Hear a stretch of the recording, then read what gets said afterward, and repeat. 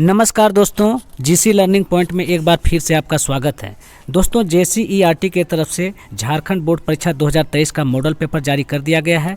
कुछ विषयों का मॉडल पेपर आंसर की के साथ जारी हुआ है, जबकि कुछ विषयों का आंसर की अभी तक जारी नहीं हुआ है।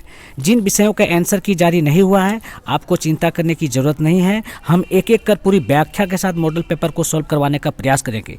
हो सके तो संबंधित विषय के टॉप मोस्ट शिक्षकों से मॉडल पेपर को सॉल्व करवाने का प्रयास करेंगे, ताकि मॉडल पेपर में पूछे गए 40 एमसीक्यू के अलावा भी परीक्षा के दृष्टि से अगर कोई इंपॉर्टेंट क्वेश्चन हो तो उसकी भी चर्चा हो सके।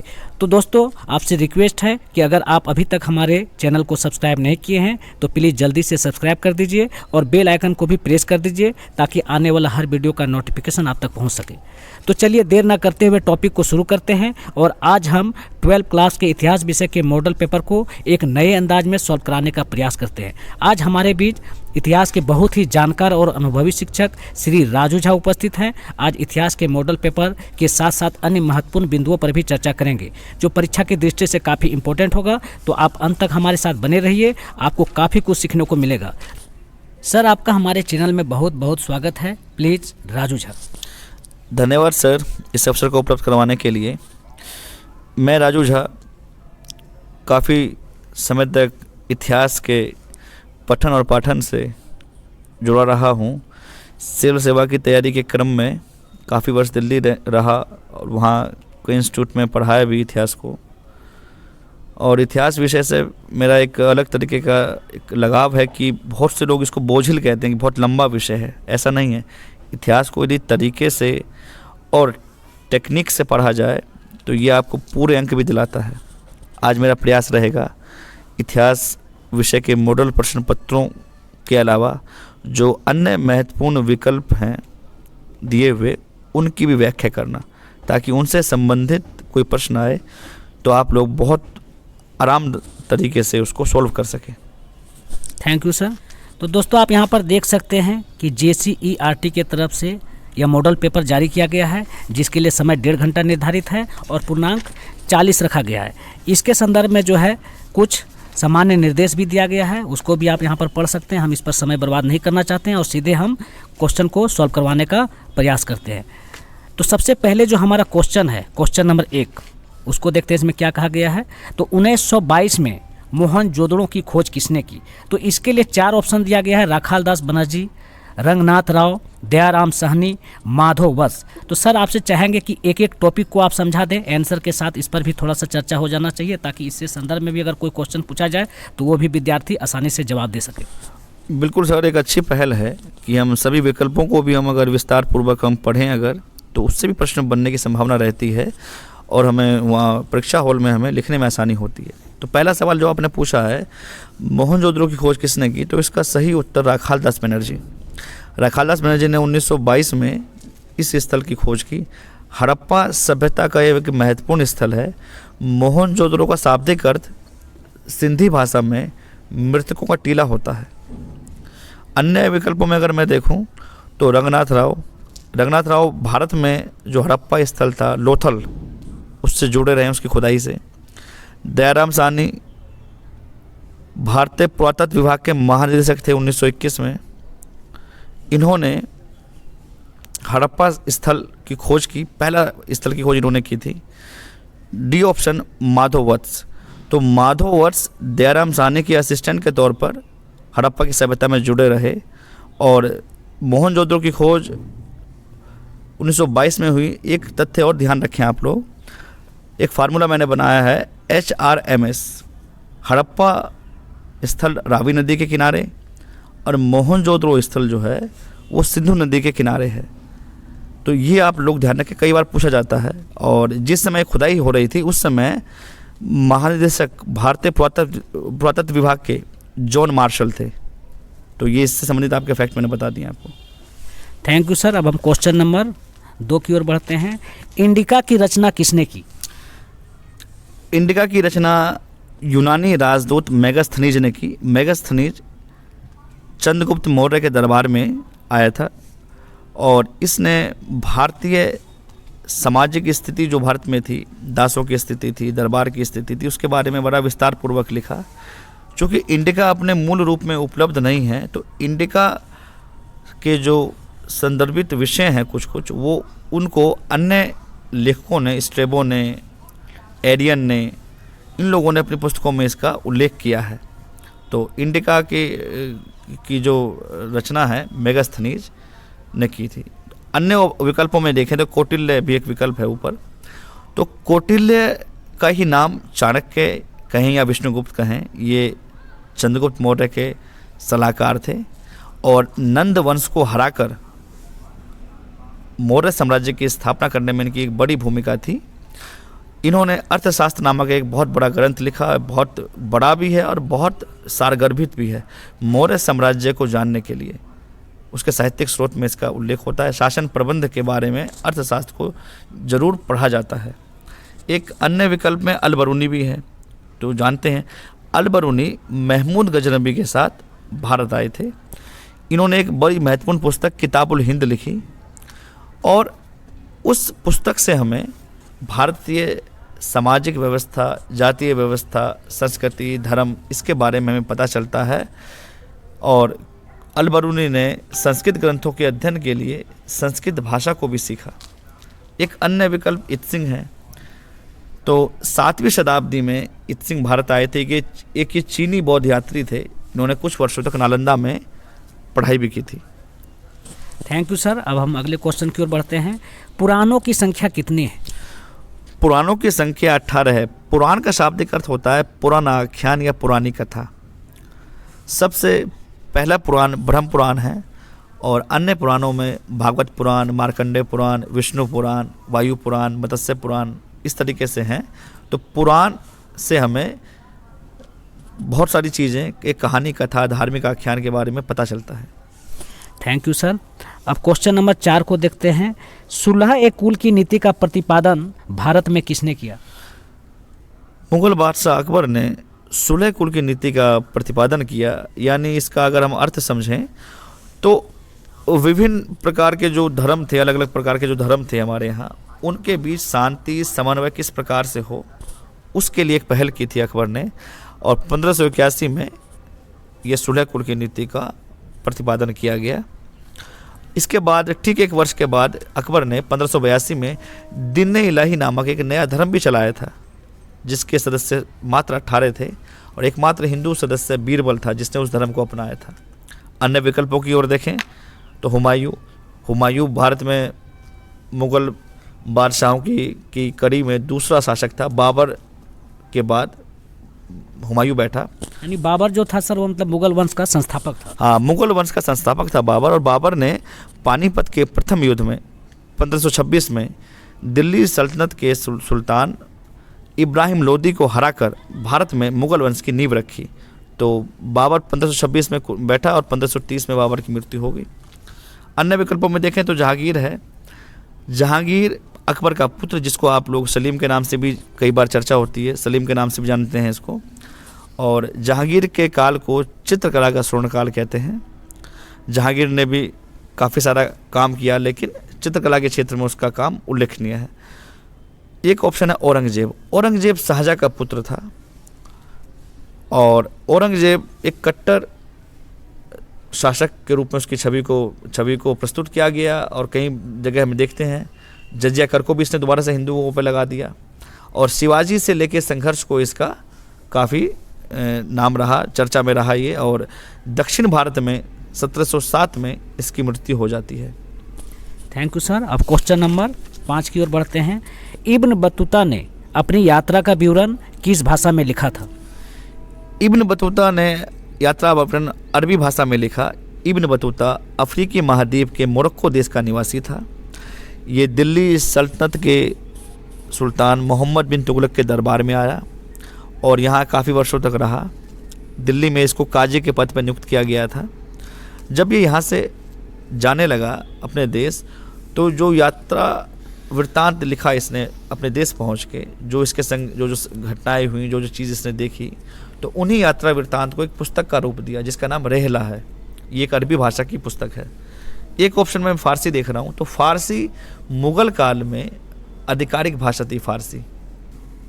थैंक यू सर, आपने बहुत ही विस्तार से समझाया। हम समझते हैं कि झारखंड में जितना भी मॉडल प्रश्न पत्र का आंसर जारी किया गया है, सिर्फ आंसर बता दिया गया है। इतना विस्तार से हम नहीं समझते कि किसी ने बताया है। तो बच्चों के लिए काफ़ी ये इंपॉर्टेंट होने वाला है। आप ध्यान से अंत तक देखिए। ये वीडियो जो है सिर्फ 40 क्वेश्चन ही नहीं है, 40 क्वेश्चन के अलावा भी बहुत सारे चीज़ जो इंपॉर्टेंट तथ्य है परीक्षा की दृष्टि से, वो भी सीखने को मिलेगा। अब हम नेक्स्ट क्वेश्चन की ओर बढ़ते हैं। क्वेश्चन नंबर 6, दामिन एक को क्या था? ये एक प्रकार का भूभाग था, लैंड ऑफ पार्ट। ऐसा हुआ कि संथाल विद्रोह जो 1855 में हुआ, 1855 में संथाल विद्रोह किया गया और उसके नेता थे सिद्धू कानू, चांद भैरव। ये विद्रोह इसलिए हुआ कि अंग्रेज़ों की शोषणकारी नीतियाँ और ज़मींदार साहूकारों का एक प्रकार से ऐसा रूप जो समाज के लोगों को बसाने से ज़्यादा उनके बर्बादी का कारण बन रहा था। ये लोग ऊंची ब्याज दरों पर पैसा देते थे, बदले में ज़मीन लिखा लेते थे। तो इसी चक्र के खिलाफ, जिसमें एक तरफ ब्रिटिश सरकार, एक तरफ ज़मींदार साहूकार, इन लोगों के चक्र के खिलाफ 30 जून 1855 को वर्तमान में झारखंड राज्य के साहिबगंज जिले के भोगनाडीह से इस विद्रोह की शुरुआत होती है। और ये विद्रोह एक ऐसा बड़ा विद्रोह था जनजातियों का, जिसने ब्रिटिश पार्लियामेंट को भी कुछ समय के लिए चिंतित कर दिया था। Thank you sir. अब क्वेश्चन नंबर 7 की ओर बढ़ते हैं। रामानंद के शिष्य कौन थे? रामानंद के शिष्य कुल 12 शिष्य थे, जो जानकारी प्राप्त होती है हमें। और इसमें कबीर, रैदास, धन्ना, पीपा, सेना, ये सब शिष्य थे। रामानंद उत्तर भारत में भक्ति को लाने वाला का श्रेय इनको जाता है। इन्होंने अपने उपदेश हिंदी भाषा में दिए और ये राम के अनन्य उपासक थे। इससे संबंधित तथ्यों में अगर हम देखें तो रैदास मीराबाई के गुरु थे और निर्गुण भक्ति धारा के कवि थे। दूसरा ऑप्शन कबीर है। तो कबीर को एक तरीके से भक्त कवि कहिए, समाज सुधारक कहिए। इन्होंने अपने विचारों से, पढ़े लिखे नहीं थे, लेकिन इन्होंने जो उस समय अपने उपदेश दिए, जो बीजक नामक पुस्तक में संकलित हैं, जिससे हमें पता चलता है कि तत्कालीन परिस्थितियों में भी इन्होंने हर धर्म के जो अंधविश्वास था, उसके क्रूरता थी, उसके खिलाफ बोला इन्होंने। तो इनको वाणी का डिक्टेटर भी कहा जाता है। और कबीर ने एक कहा भी कि पाथर पूजे हरी मिले मैं पूजो पहाड़, घर की चाकी कोई ना पूजे पीस खाए संसार। यानी कर्म के ऊपर इनका बल था कि कर्म करिए आप, और ये अंधविश्वास के भरोसे मत रहिए।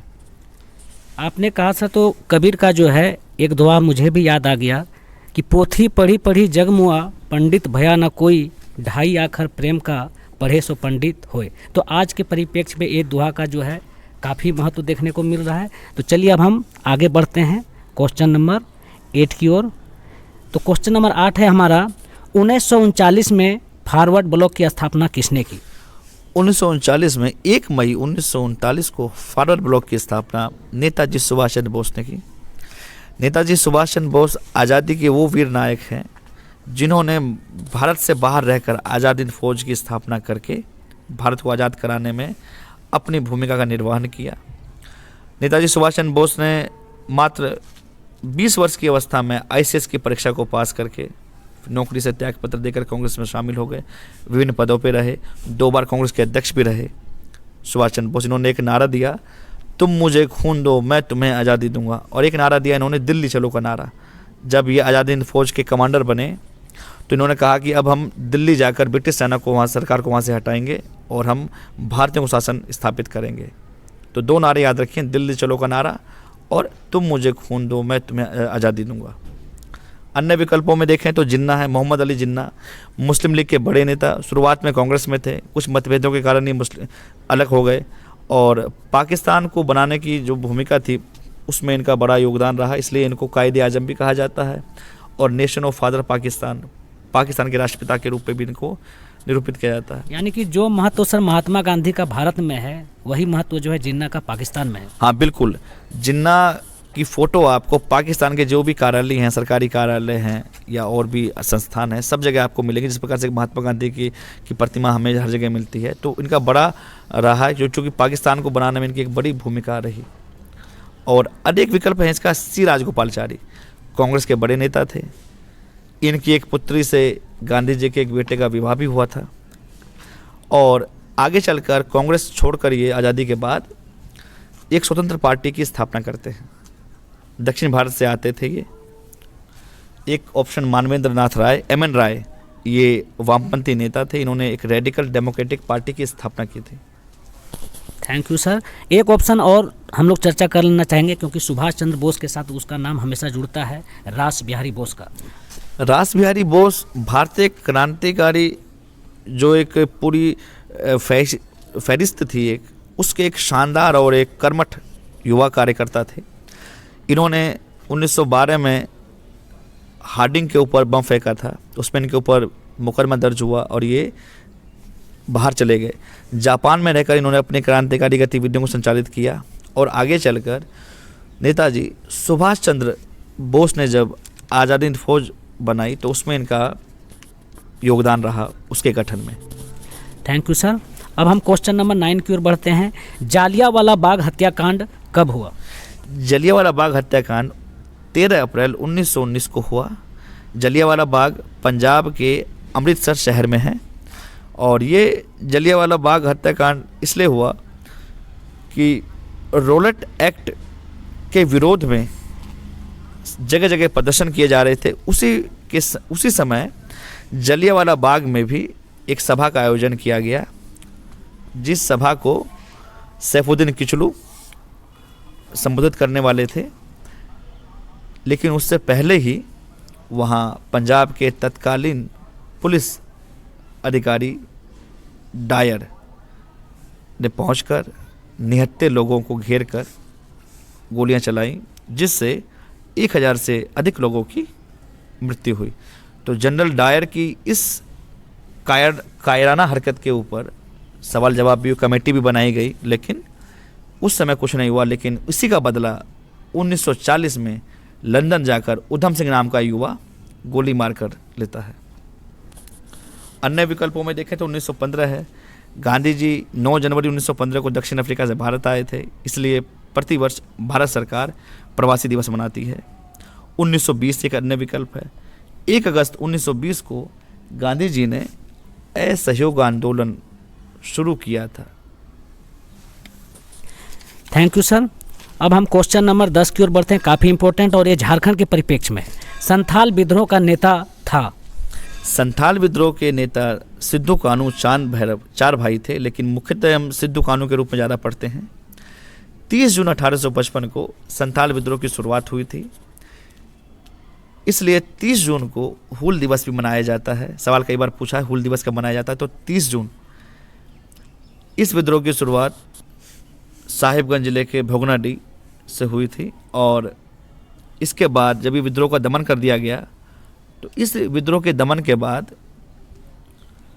दामिनी कोह, जिसको हमने पीछे पढ़ा है, दामिनी कोह नामक एक भूभाग बनाया गया जो भागलपुर से लेकर राजमहल तक के क्षेत्र को कवर करता था, जिसको आगे चलकर संथाल परगना के रूप में निरूपित किया गया। Thank you sir. अब क्वेश्चन नंबर 11 की ओर बढ़ते हैं। बुद्ध के बचपन का नाम था? महात्मा बुद्ध या गौतम बुद्ध के बचपन का नाम सिद्धार्थ था।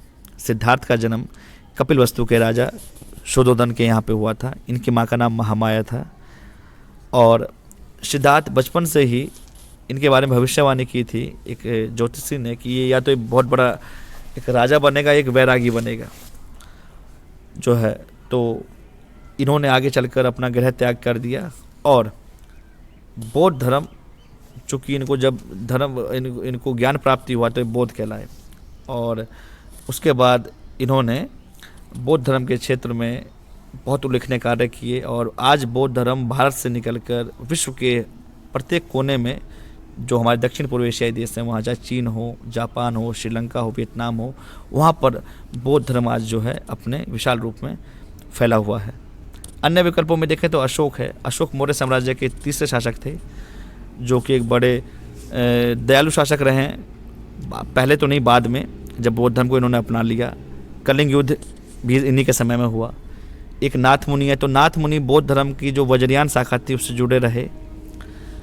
एक नाथ मुनि का उल्लेख 9वीं शताब्दी में और मिलता है, वो अलवार नैनार परंपरा से जुड़े थे।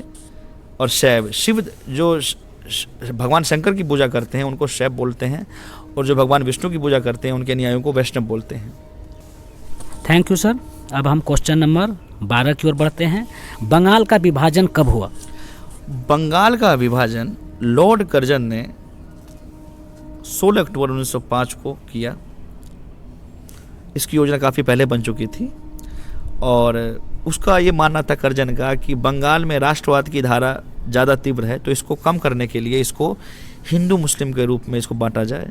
तो पूर्वी बंगाल और पश्चिम बंगाल के रूप में 2 प्रांत बनाए गए, और इसी के विरोध में आगे चलकर स्वदेशी आंदोलन बंगाल से शुरू हुआ। Thank you sir. अब क्वेश्चन नंबर 13 की ओर बढ़ते हैं। मुस्लिम लीग द्वारा मुक्ति दिवस कब मनाया गया? इसका सही आंसर है 22 दिसंबर 1939। द्वितीय विश्व युद्ध में भारतीयों की सहमति के बिना ब्रिटेन ने भारत को शामिल कर दिया था। यानी जो सेकेंड वर्ल्ड वार 1939 में होता है उसमें हमारी सहमति के बगैर हमको शामिल कर लिया गया, जिसके विरोध में 22 अक्टूबर 1939 को सभी कांग्रेसी मंत्रिमंडल ने इस्तीफा दे दिया। इसी खुशी में आगे चलकर जिन्ना ने और उनकी मुस्लिम लीग ने 22 दिसंबर 1939 को मुक्ति दिवस मनाने का फैसला किया। Thank you sir. अब हम क्वेश्चन नंबर 14 को देखते हैं कि किसका जन्म स्थान तलवंडी था? गुरु नानक, सिख धर्म के पहले गुरु नानक जिन्होंने उसकी स्थापना की सिख धर्म की, इनका जन्म स्थान तलवंडी था। तलवंडी का वर्तमान में नाम ननकाना साहिब है, और ये पाकिस्तान के अंदर है इस समय वर्तमान में। सिख धर्म के पहले गुरु थे। इन्होंने लंगर प्रथा की शुरुआत की। निर्गुण विचारधारा में इनका विश्वास था। सिख धर्म का पवित्र ग्रंथ आदि ग्रंथ है, जिसको गुरु अर्जुन देव ने संकलित किया। आगे चलकर उसको गुरु गोविंद सिंह के समय में संकलित किया गया, और गुरु ग्रंथ साहिब कहते हैं। सिख धर्म में कुल 10 गुरु हुए हैं। पहले गुरु नानक, और 10वें गुरु Govind Singh. Thank you sir. अब हम क्वेश्चन नंबर 15 की ओर बढ़ते हैं। विजयनगर की यात्रा निम्न में से किसने की? विजयनगर की यात्रा नियम में से निकोलो कोंटी ने की। जो ये इटली का यात्री था, और ये देवराय प्रथम के समय में विजयनगर राज्य आया था। विजयनगर दक्षिण भारत में एक शक्तिशाली राज्यों में एक था, जिसका उल्लेख मुगल बादशाह बाबर ने भी अपनी पुस्तक में किया है। अन्य विकल्पों में देखें हम तो बर्नियर मुगल काल में भारत आया था, और इसने भारतीय जो सामाजिक जो ताना बाना था उसके बारे में चर्चा की है।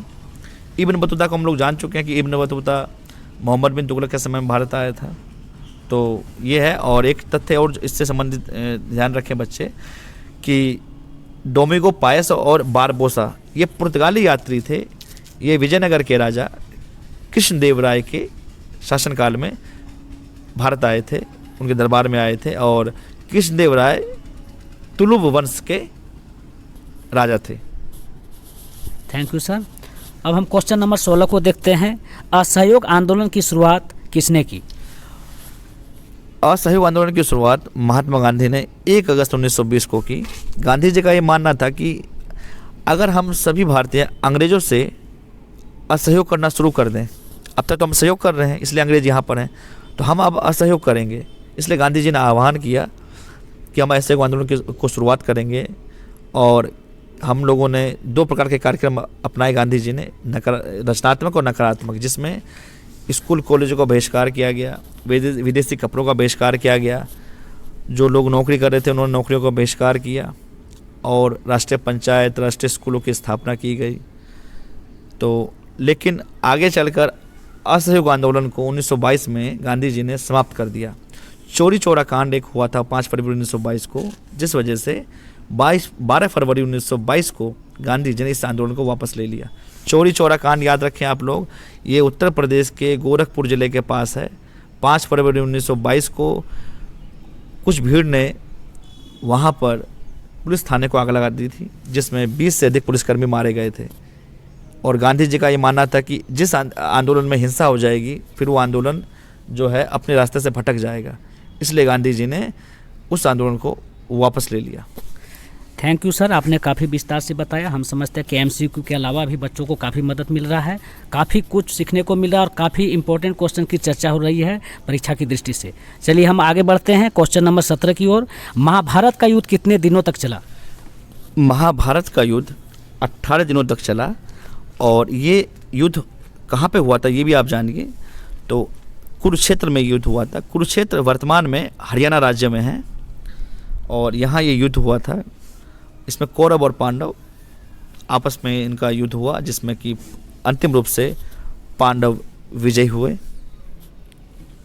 Thank you sir. अब हम क्वेश्चन नंबर 18 की ओर बढ़ते हैं। किस मुगल शासक ने हिंदुओं पर से जजिया कर हटाया था? इसका सही आंसर विकल्पों में अकबर है। अकबर ने 1564 में जजिया नामक कर हटा लिया। जजिया क्या था ये भी जानिए आप। यह एक प्रकार का धार्मिक कर था जो गैर मुस्लिम यानी हिंदू लोगों से लिया जाता था।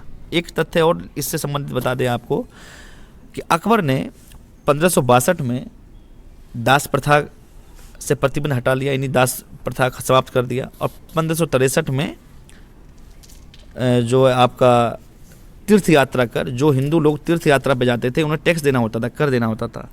तो आप इसको ऐसे याद रखें, DTJ, डी दास प्रथा, टी तीर्थ यात्रा कर और जे जजिया कर।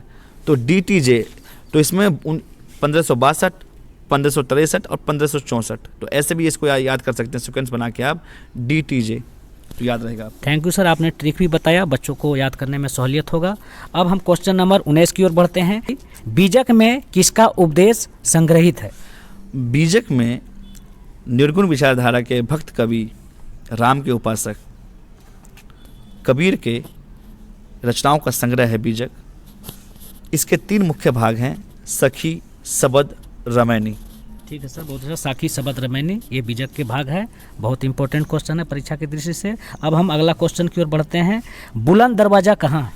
बुलंद दरवाज़ा फतेहपुर सीकरी में है। ये इसे अकबर ने बनाया था। गुजरात अभियान में जब अकबर जीत के आया तो उसने बुलंद दरवाज़ा का निर्माण कराया। ये उत्तर प्रदेश में आगरा, एक जहाँ ताजमहल है वहाँ से 40 किलोमीटर दूरी पर बुलंद दरवाज़ा है। 176 फुट इसकी ऊंचाई है इस दरवाजे की। और एक सवाल आप लोग और याद रखें फतेहपुर सीकरी से, यहाँ शेख सलीम चिश्ती परंपरा के जो संत थे, सूफी थे, शेख सलीम चिश्ती की दरगाह भी है। इसी शेख सलीम चिश्ती की दरगाह पे अकबर गया और अकबर को पुत्र की प्राप्ति हुई, इसलिए उसने इन्हीं के नाम पे अपने पुत्र का नाम सलीम रखा था। तो ये भी आप लोग याद रखें। Thank you sir. अब हम क्वेश्चन नंबर 21 की ओर बढ़ते हैं। भारतीय राष्ट्र कांग्रेस की स्थापना किस वर्ष में हुई? भारतीय राष्ट्रीय कांग्रेस की स्थापना 28 दिसंबर 1885 को हुई। इसकी स्थापना के पीछे एक मुख्य उद्देश्य था कि लोगों का जो एक भारतीय लोगों का जो एक जागृति थी वो कोई इतने बड़े स्तर पे ना हो जाए कि क्रांति हो जाए, तो उनको एक स्पेस देने के उद्देश्य से कि ये लोग इनको कुछ दे दिया जाए एक संगठन बनाकर, ताकि ये लोग अपनी बात इस फोरम पे रख सकें। इसलिए इस कांग्रेस की स्थापना के पीछे सिविल सर्वेंट थे, एक सिविल सर्वेंट उस समय के, एओ ह्यूम, उनका जाता, अंग्रेज ही थे सर, ये अंग्रेजी थे जिन्होंने इसकी स्थापना की थी। और इसका प्रथम अधिवेशन याद रखें सब बच्चे, इस कांग्रेस का प्रथम अधिवेशन बॉम्बे में हुआ था। आज जिसे आप मुंबई कहते हैं उस समय बॉम्बे नाम था।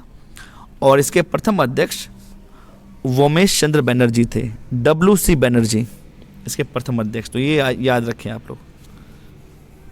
तो पहला सम्मेलन कांग्रेस का होता है बम्बई में और दूसरा सम्मेलन कांग्रेस का होता है कहाँ? कलकत्ता में। यानी दूसरा जो हो गया कलकत्ता में। आप लोग इसको नोट कर लीजिए, हो सकता है ये पूछ दे परीक्षा में। अब हम आगे बढ़ते हैं और हमारा क्वेश्चन नंबर 22 है कि संथाल विद्रोह किस वर्ष हुआ? संथाल विद्रोह लगातार देखिए कि इतना इम्पोर्टेंट टॉपिक है कि इससे 3-4 प्रश्न हम लोग देख चुके हैं। तीसरा प्रश्न शायद 30 जून 1855 को महाजन, अंग्रेज, सूदखोरों के खिलाफ संथाल लोगों के विद्रोह शुरू हुआ। इसके प्रमुख नेता सिद्धू कानू चांद भैरव थे। Thank you sir. इस पर चर्चा हम लोग पहले भी कर चुके हैं, इसलिए इस पर ज़्यादा समय नहीं बर्बाद करेंगे और अगले क्वेश्चन की ओर बढ़ते हैं। भारत आने वाला प्रथम पुर्तगाली कौन था? भारत आने वाला प्रथम पुर्तगाली वास्को डिगामा था। ये मई 1498 में भारत आया था। भारत में केरल के कालीकट तट पे ये उतरा और यहाँ से ये काफ़ी सारा मसाला लेके गया और इसने वहाँ जाकर बताया भारत के बारे में।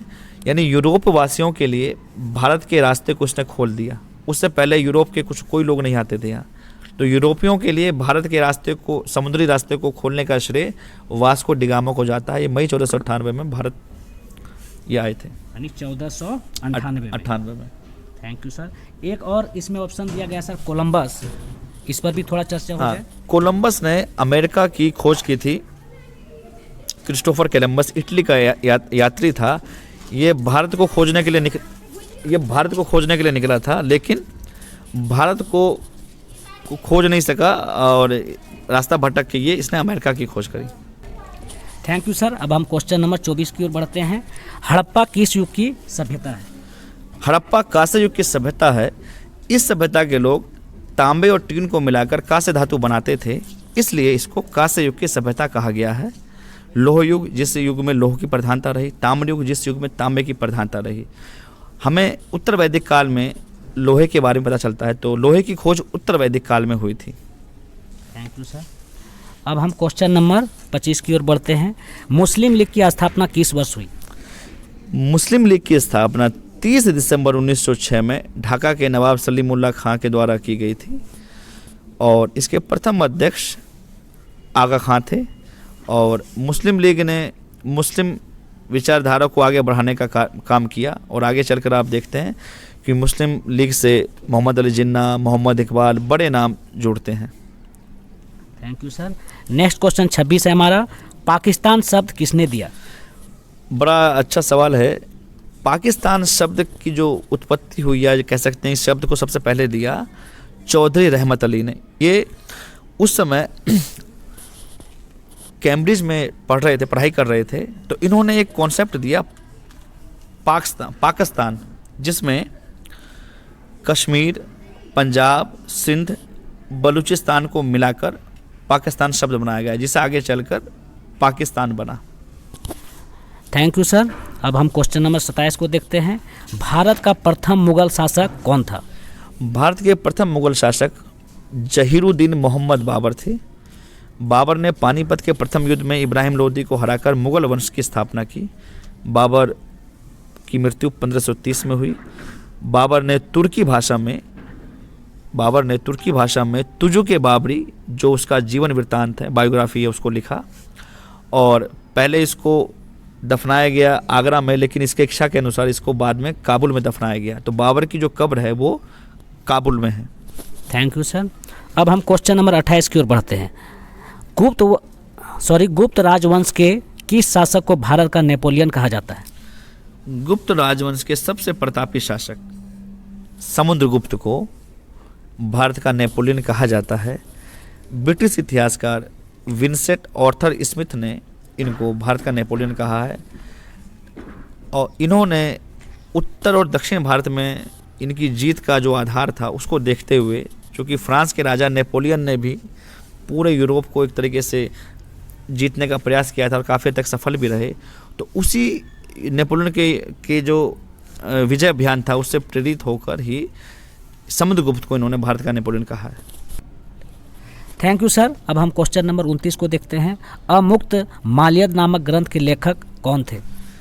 इसके लेखक थे कृष्णदेवराय, विजयनगर के सबसे महान और प्रतापी शासक।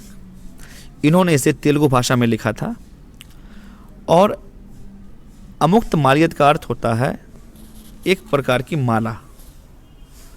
तो ध्यान रखें, कृष्णदेवराय ने इसको लिखा था तेलुगु भाषा में। अब हम क्वेश्चन नंबर 30 की ओर बढ़ते हैं। सिंधु सभ्यता का कौन सा स्थल मृतकों का टीला के रूप में विख्यात है?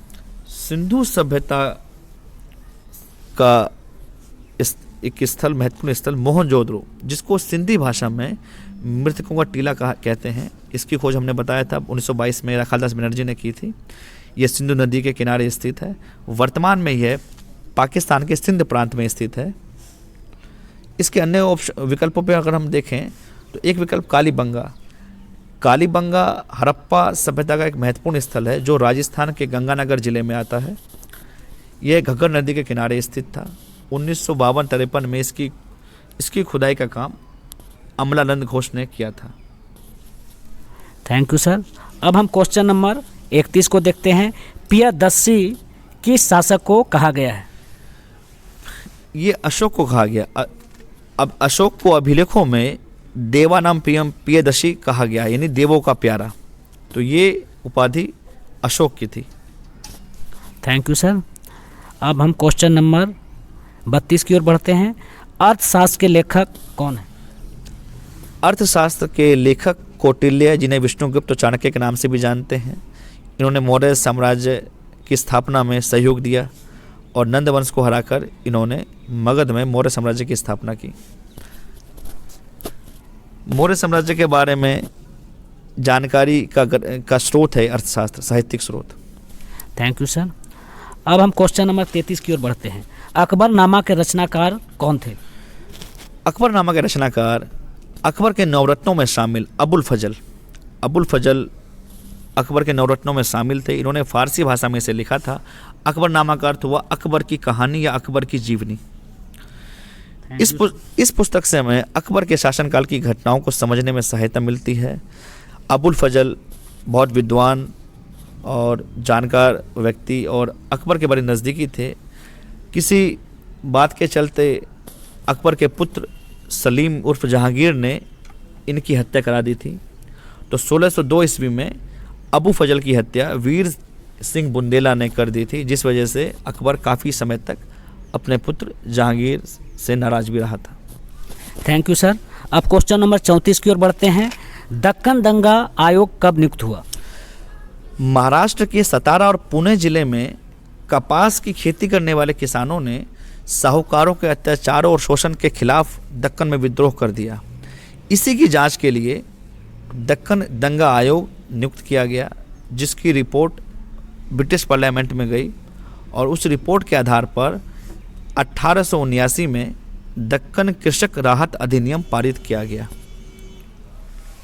लेकिन ऑप्शन सर यहाँ पर 1875 है, 1873 है, 1871 है, 1800। देखिए इसमें एक चीज़ जान लीजिए, 1875 में दक्कन दंगा आयोग नियुक्त हुआ। अच्छा। और दक्कन कृषक राहत अधिनियम यानी जब रिपोर्ट गई तो इसमें किसानों को कुछ राहत दी गई। तो राहत अधिनियम जो है वो 1879 में जो है जो यानी 1879, यानी यहाँ जो ऑप्शन नंबर एक क्वेश्चन के हिसाब से 1875 होगा इसमें। अच्छा। Thank you sir. अब हम क्वेश्चन नंबर 35 की ओर बढ़ते हैं। गोलमेज सम्मेलन का आयोजन कहाँ किया गया? गोलमेज सम्मेलन का आयोजन लंदन में किया गया था। कुल मिलाकर 3 गोलमेज सम्मेलन हुए थे। पहला गोलमेज सम्मेलन 1930 में, दूसरा 1931 में और तीसरा 1932 में। और गांधी जी एज ए कांग्रेस के रिप्रेजेंटेटिव के तौर पे 1931 में द्वितीय गोलमेज सम्मेलन में शामिल हुए थे। BR अम्बेडकर, डॉक्टर भीमराव अम्बेडकर तीनों गोलमेज सम्मेलन में भाग लेने वाले भारतीय थे। सरोजिनी नायडू महिला प्रतिनिधि के तौर पर महिलाओं की बात को रखने के लिए गई थी। मदन मोहन मालवीय भी गए थे गोलमेज सम्मेलन में। Thank you sir.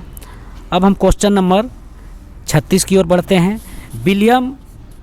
Fort William की स्थापना कहाँ की गई? फोर्ट विलियम एक प्रकार का किला था। इसका निर्माण अंग्रेजों ने किया था हुगली नदी के किनारे कलकत्ता में। इसका सही ऑप्शन होगा कलकत्ता।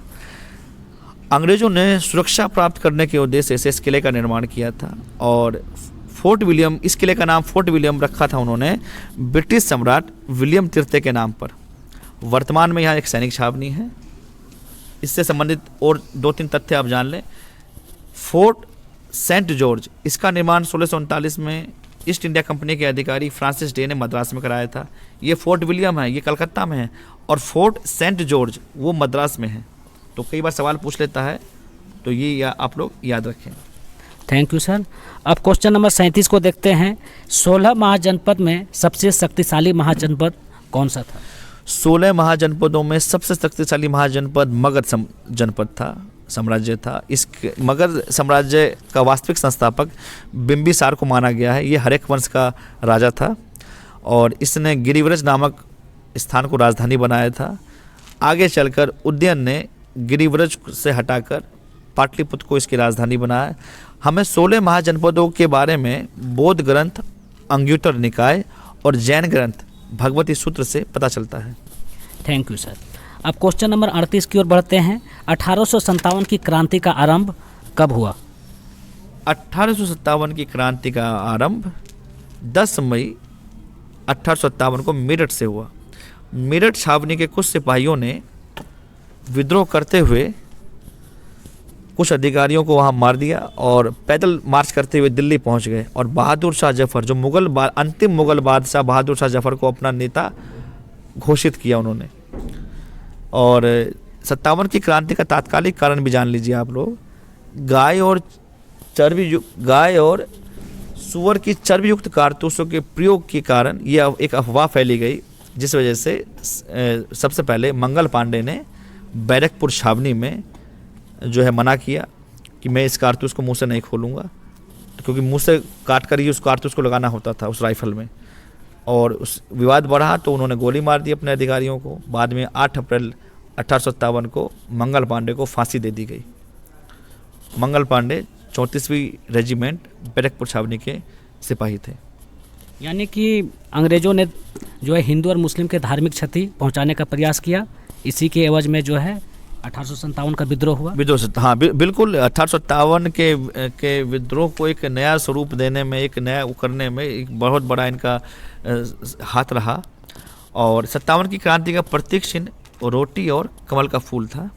झांसी की रानी लक्ष्मीबाई इसमें अपना उन्होंने लड़ी हैं अपने अधिकार के लिए, अपने उसके लिए अंग्रेजों के खिलाफ 57 के विद्रोह में। तात्या टोपे हैं, कुछ नाम जान लें हम लोग। और इधर आपका कानपुर में नाना साहेब, लखनऊ में बेगम हजरत महल। तो ये तथ्य भी आप लोग ध्यान रखें। एक चीज़ और इम्पोर्टेंट है सर कि 1857 को जो है प्रथम स्वतंत्रता संग्राम भी कहा जाता है। हाँ, इसको बड़ा इस पे डिबेट है का विषय है ये, कई इतिहासकारों ने कहा है इसमें। और वी.डी. सावरकर ने इसको सबसे पहले, वीर दामोदर सावरकर ने इसको प्रथम राष्ट्रीय संग्राम की संज्ञा दी है। Thank you sir. अब हम क्वेश्चन नंबर 39 की ओर बढ़ते हैं। दक्षिण अफ्रीका से महात्मा गांधी वापस कब आए? दक्षिण अफ्रीका से महात्मा गांधी 9 जनवरी 1915 को भारत वापस आए। ये ब्रिटेन से बैरिस्ट्री की परीक्षा पास करने के बाद बॉम्बे हाई कोर्ट में प्रैक्टिस कर रहे थे। 1893 में दादा अब्दुल्ला, जो गुजरात के एक बड़े व्यापारी थे, उनका कारोबार दक्षिण अफ्रीका में था, उसका केस लड़ने के लिए ये दक्षिण अफ्रीका गए। और फिर ये दक्षिण अफ्रीका में इन्होंने इनके संग जो इनके संग अमानवीय व्यवहार हुआ उसके खिलाफ इन्हें आहत हुए और इन्होंने वहाँ रुककर उस व्यवस्था को सुधारने का, सही करने का प्रयास किया और उसमें काफ़ी हद तक सफल भी रहे। तो गांधी जी कुल 22 से 23 वर्ष दक्षिण अफ्रीका में गांधी जी रहे। Thank you sir. अब हम अंतिम क्वेश्चन की ओर आ चुके हैं। Question number 40। दिल्ली चलो का नारा किसने दिया? मैंने बताया था कि दिल्ली चलो का नारा सुभाष चंद्र बोस ने दिया, नेताजी सुभाष चंद्र बोस। जब आज़ाद हिंद फौज की स्थापना हुई तो उसमें कैप्टन मोहन सिंह और रासबिहारी बोस का बड़ा योगदान था उस फौज को तैयार करने में। और सुभाष चंद्र बोस को उसमें सुप्रीम कमांडर बनाया गया। तो सिपाहियों को, आज़ाद हिंद फौज के सिपाहियों को प्रेरित करने के उद्देश्य से नेताजी ने दिल्ली चलो का नारा दिया। Thank you sir. आपने 40 क्वेश्चन का बहुत अच्छे ढंग से सॉल्व करवाया। हम समझते हैं कि बच्चों को काफ़ी मदद मिलेगा और 40 क्वेश्चन के अलावा हम समझते हैं काफ़ी इंपॉर्टेंट क्वेश्चन का चर्चा हो गया जो परीक्षा की दृष्टि से इंपॉर्टेंट था। तो जाते जाते हम चाहते हैं कि बच्चे को आप कुछ संदेश दे दें ताकि परीक्षा में एक अच्छे मार्क्स के साथ, एक अच्छे विजन के साथ वो पास हो सके। ये सभी बच्चों को शुभकामनाएं उनकी परीक्षाओं के लिए। आप बहुत अच्छा करें, अच्छा नंबर से पास हों, ये मेरी शुभकामना है। और कुछ बातों का ध्यान रखें आप लोग कि ये जो प्रश्न मैंने व्याख्या सहित बताए हैं इसको आप 2 से 3 बार इसको ज़रूर सुनें, क्योंकि इसमें उन प्रश्नों को मैंने सम्मिलित किया है जो प्रश्न झारखंड बोर्ड के द्वारा विगत 5 वर्षों में पूछे गए हैं, उनको मैंने शामिल किया है इसमें। और मेन होता है प्रैक्टिस। आप कितने भी बड़े खिलाड़ी हों, कितने भी बड़े आप पढ़ने वाले स्टूडेंट हों, यदि आप अभ्यास नहीं करेंगे तो आप जब परीक्षा के मैदान पर उतरेंगे तो आप बेहतर नहीं कर सकते। और हम लोग एक रास्ता दिखाने के लिए आप लोग के लिए हैं। तो 1-2 लाइन से मैं अपनी बात समाप्त करूंगा कि कमाल देखा है दुआओं से फूल खिलाने का, ख्याल छोड़ो फ़कीरों को हराने का, तलाश करनी है तुमको ही मंजिल अपनी, हमारा काम है बस रास्ता दिखाने का। आप लोग अच्छा करें, बेहतर करें, मेरी शुभकामनाएं आपके साथ है। Thank you sir. आप लोगों से रिक्वेस्ट है, अगर ये वीडियो आपको पसंद आया है तो प्लीज़ लाइक, शेयर और सब्सक्राइब करना ना भूलें। हम नेक्स्ट किसी अन्य टॉपिक के साथ फिर हाजिर होंगे।